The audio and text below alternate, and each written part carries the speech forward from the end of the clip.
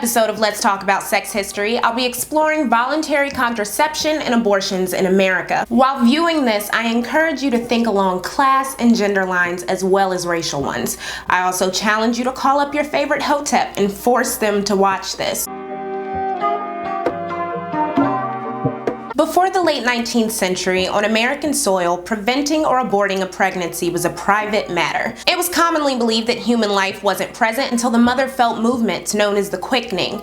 As long as abortion was done prior to this, it was legal. Speaking of legality, anti-abortion laws didn't even appear on the books until 1821. As for preventing pregnancy altogether, methods varied by region and race. In New England, white women breastfed their own children, effectively desexualizing their bodies to their husbands. These women were more likely to have children every 2 years, whereas southern middle-class white women, who often had wet nurses, got pregnant more frequently and had larger families. If these women practiced contraception, they employed withdrawals, sponges, and diaphragms, and in secrecy, as contraception was a no-no in Southern culture. However, the growth of print media meant more advertising for the latter products, and by the 1860s, over 25 chemical abortion products could be found in newspapers. As for female slaves and women in lower-class immigrant communities, they were less likely to employ contraception for different reasons. Immigrant communities tended to be Catholic and encouraged large families, while slave women were expected to breed new property for massa between their legs.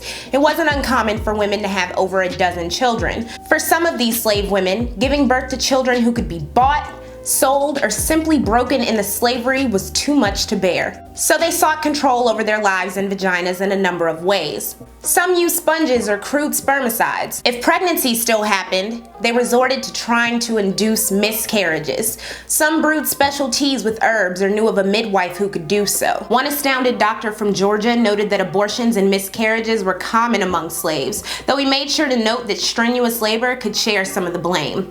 Another doctor in Tennessee reported that slave women used herbal methods, violent exercise, external and internal manipulation, and one even stuffed a roll of rags about 2 or 3 inches long, as hard as a stick, into her vagina to end an unwanted pregnancy. Even still, it was the birth rate of white middle-class women that declined significantly during the 19th century, particularly northern ones of both the working and middle classes. In 1800, the average family had 7 children. By 1880, the average was 4.5. It's estimated that between 1800 and 1830, 1 abortion occurred for every 25 to 30 live births.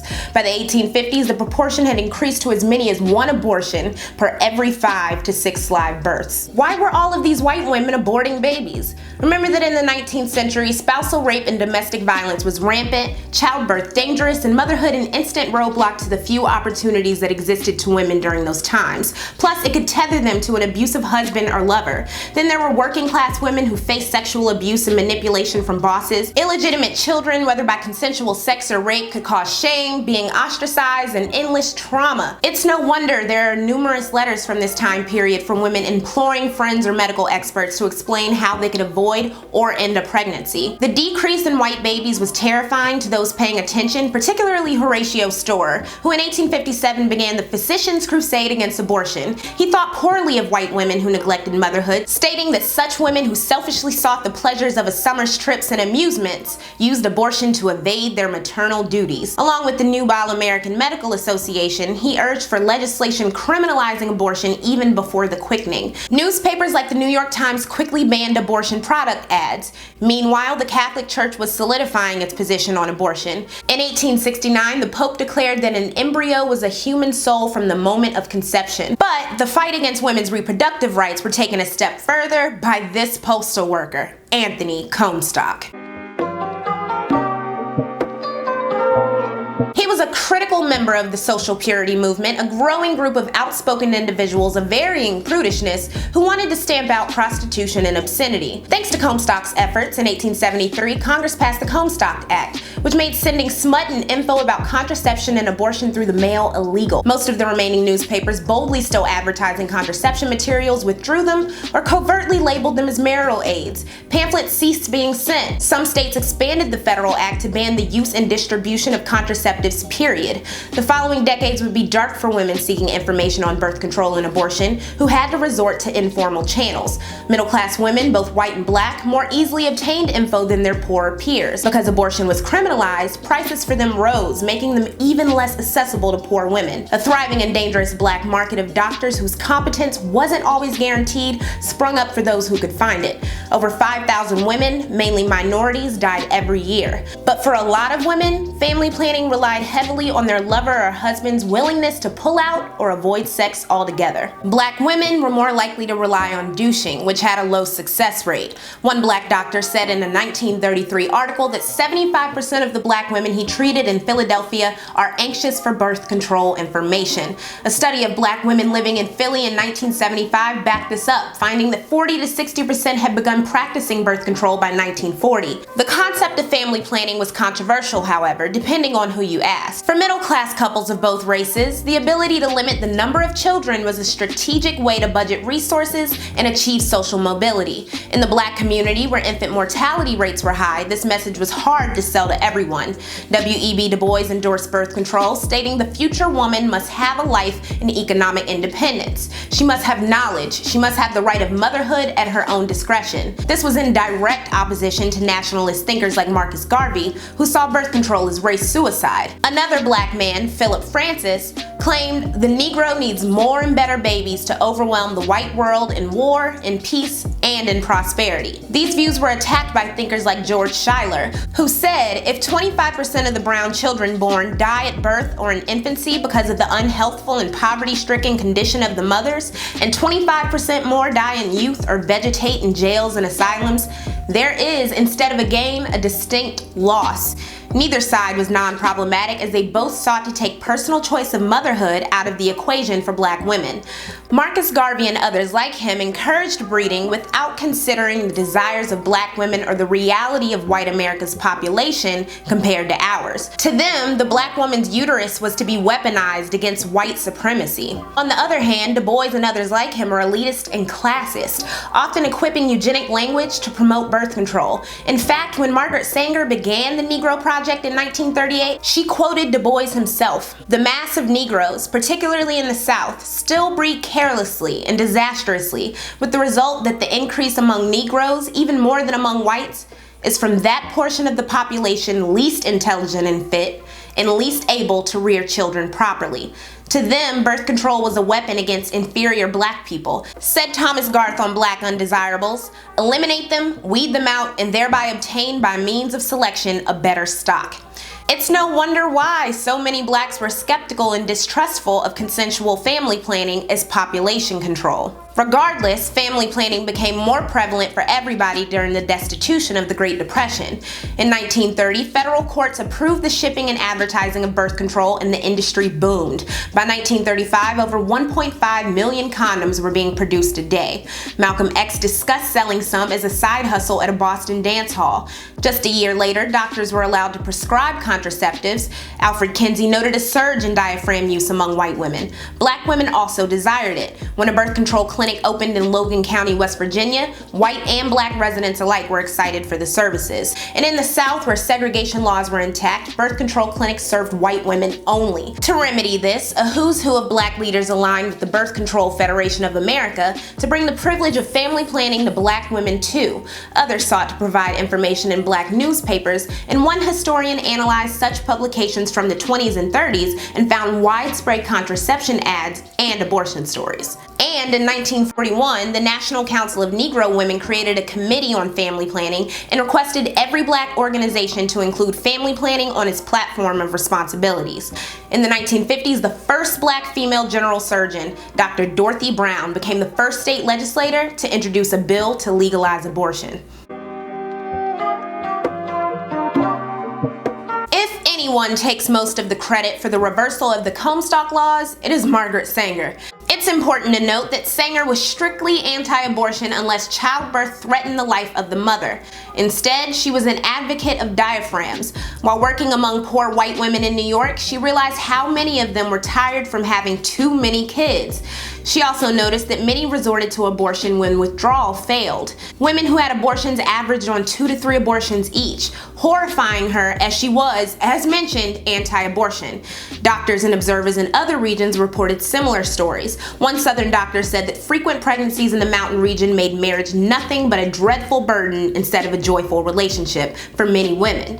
So there was a very real population of women who desired birth control. But here's where things get gray and people lose all attempts to examine nuance.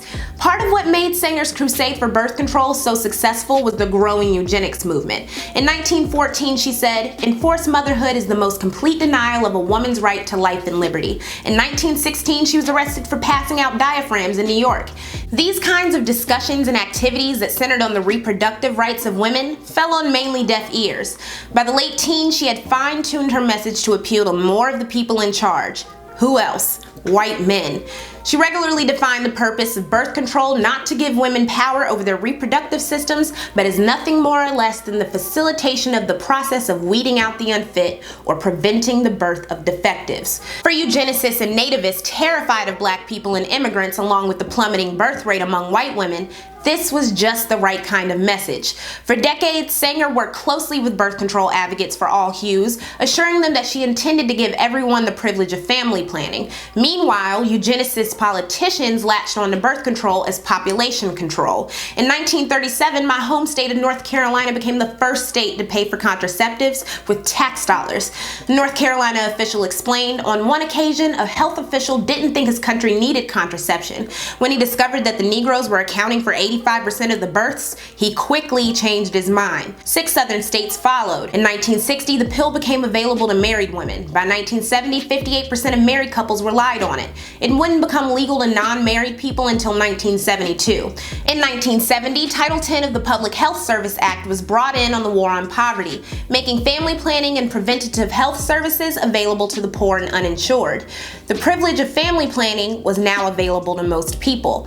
But you know the irony of all of this? Despite white intentions for undesirables to get on birth control, a 1960 study revealed that Catholics, black women, and women without high school diplomas were less likely to use contraceptives. 3/5 of non-white women use them compared to 4/5 of white women. A lot of black people in urban areas remained skeptical of birth control clinics as race genocide centers and relied on douching and withdrawal. Other black women in rural southern areas lacked access to doctors and info and also resorted to douching and withdrawal. The reliance on douching possibly accounts for the higher out-of-wedlock and unplanned birth rates among black couples, as middle-class women used more reliable birth control and had greater access to abortions even when they were illegal. To combat these unplanned births in the black community, black people had been forming their own birth control organizations that sponsored clinics for decades. As previously mentioned, some had even partnered with Sanger's Birth Control Federation of America. And yet, hoteps and pro-lifers will tell you that Margaret Sanger, an anti-abortionist, and Planned Parenthood are to blame for the proliferation of poisonous birth control and consensual abortion. Speaking of abortion, while most states made access to birth control easier from the 1930s to 60s, safe abortion continued to be out of reach for poor women who sought them. Even so-called therapeutic abortions, once available for women with serious illnesses, became harder to obtain. By the early 50s, numerous doctors were claiming that there were no medical contradictions to pregnancy, which is a complete fallacy. So how did Roe v. Wade even come to be? Along with abortion rights activists, 2 key things happened in the 60s that led to the legalization of abortion. For starters, there was the overpopulation scare, in which people believed, well, that the world was overpopulated. Then of course there was the women's liberation movement. A mix of these events led to the decision handed down in Roe v. Wade in 1973. Access to legal and safe abortion caused a significant decrease in maternal death rates. For instance, in New York, half of the maternity-related deaths among black women in the 60s were attributed to illegal abortions. This went down after Roe. Along with the availability of birth control, it's no wonder that more women began getting married older and putting kids off longer, along with entering the workforce. But as you know, not all people were happy about the availability of abortion and birth control, aka family planning. There were a lot of disagreements. Said one black woman from Boston in 1964, "The worst of it is they try to get you to plan your kids by the year, except they mean by the 10-year plan, one every 10 years. The truth is, they don't want you to have any if you can help it. To me, having a baby inside me is the only time I'm really alive. I know I can make something, do something, no matter what color my skin is and what names people call me. And then there was Dr. Mildred E. Jefferson, who was a noted anti-abortionist, whom Ebony magazine profiled in 1978 as saying, "I could guess that the abortionists have done more to get rid of generations and cripple others than all of the years of slavery and lynchings." She was a long-serving president of the mainly white National Right to Life Committee. Other black people weren't just against abortion, but also staunchly anti-birth control, believing like Marcus Garvey half a century earlier that partaking was racial genocide, prompting Toni Cade Bambara to write in 1970 call to sisters to abandon birth control, to picket family planning centers and abortion referral groups, and to raise revolutionaries. What plan do you have for the care of me and my child? The Black Panther Party mostly agreed with this and therefore offered contraceptives as a part of its free healthcare program. The Nation of Islam, along with attendees of the Black Power Conference held in Newark in 1967, called birth control Black genocide. Angela Davis was a nuanced thinker who called for the elimination of forced sterilization and the availability of birth control. Then there were men like the comedian Dick Gregory, who claimed in a self-written Ebony magazine article in 1971 that my answer to genocide, quite simply, is 8 black kids and another baby on the way. He went on to say birth control was against nature and discussed growing up extremely poor with tons of siblings to hurt, maybe help his argument. 30 plus years later, he would be known by his 11 children as an absentee father, to which he responded by saying, "It was never in my psyche that I'm going to be a great father. Mine was, I'm going to be a great fighter for the liberation, whatever it takes." Congresswoman Shirley Chisholm denied birth control was akin to genocide as male rhetoric for male ears. She went on to say, "Women know, and so do many men, that 2 or 3 children who are wanted, prepared for, reared amid love and stability, and educated to the limit of their ability will mean more for the future of the black and brown races from which they come than any number of neglected, hungry, ill-housed, and ill-clothed youngsters." As for abortions, Ms. Chisholm said, abortions will not be stopped. The question simply becomes what kind of abortion society wants women to have. The question simply becomes what kind of abortion society wants women to have. Clean, competent ones performed by licensed physicians, or septic, dangerous ones done by incompetent practitioners. 2 studies in 1973 revealed that nearly 40% of blacks believed family planning programs to be racial genocide, a fear most prevalent among young, uneducated males in the North. A 1977 study on abortions in black women revealed that black women had more abortions than their white peers, likely due to less reliable contraceptives. Even still, black birth rates were higher than white women's. Lastly, legal abortion was statistically 4.3 times safer for black women than carrying a baby to term due to complications from childbirth. Why don't hoteps and pro-lifers discuss these things? Because they aren't actually pro-life. As for the people at the center of the black genocide discussion, black women and their uteruses, things are a little more hopeful regarding their attitudes.